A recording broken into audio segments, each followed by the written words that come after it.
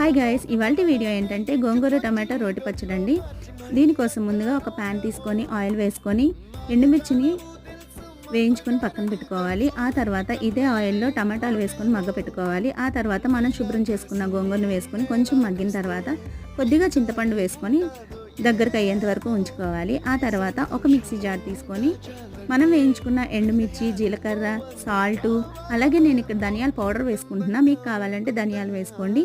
కొంచెం వెల్లుల్లిపాయలు వేసుకొని మిక్సీ పట్టుకోవాలి. ఆ తర్వాత మనం మగ్గ పెట్టుకున్న టమాటా గోంగూర పేస్ట్ని కూడా వేసుకొని కొంచెం కోర్స్గా గ్రైండ్ చేసుకోవాలి. ఆ తర్వాత ఇది పక్కన పెట్టుకొని నేను ఒక ఆనియన్ అయితే మిక్సీ చేసుకున్నాను. ఇదైతే ఆప్షనల్ అండి, అంతే అండి. మనం ఈ మొత్తాన్ని కూడా తాలింపు వేసుకుంటే మన గోంగూర పచ్చడి అయితే రెడీ అయిపోతుంది.